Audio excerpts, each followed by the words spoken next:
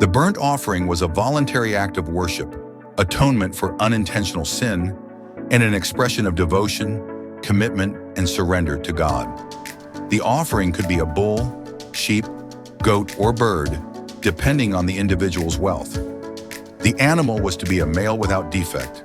The person offering the sacrifice would lay their hand on the animal's head, symbolically transferring their sin to the animal.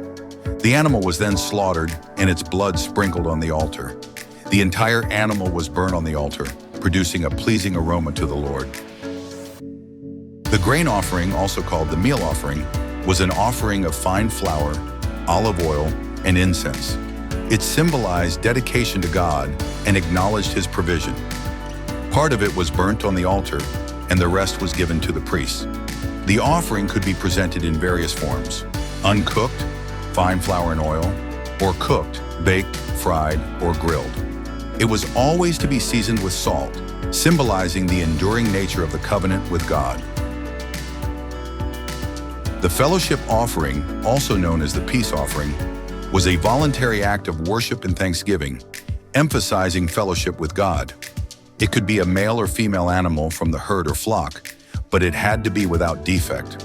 The fat of the animal, considered the best part, was burned on the altar, while the breast and right thigh were given to the priests, and the rest was eaten by the offerer and their family in a communal meal, signifying peace and fellowship with God.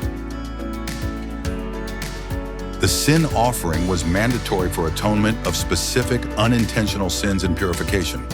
The type of animal required depended on the status of the person: priest, congregation, leader, common person. The blood of the sacrificed animal was used in different ways depending on the sin's severity, including sprinkling it before the veil of the sanctuary, applying it to the horns of the altar, or pouring it at the base of the altar. The fat was burnt on the altar, and the rest of the animal was disposed of outside the camp.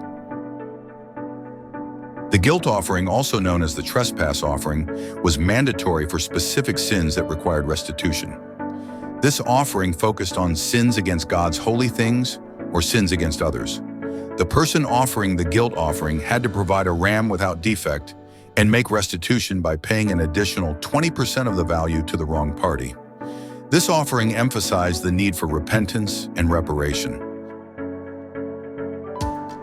Leviticus 6 and 7 provide further details on the offerings, including the responsibilities of the priests and additional regulations. These chapters emphasize the importance of following God's commands precisely. The priests had specific roles and were provided portions of certain offerings as their food, symbolizing their service to God and the community. The continual burnt offering was also introduced,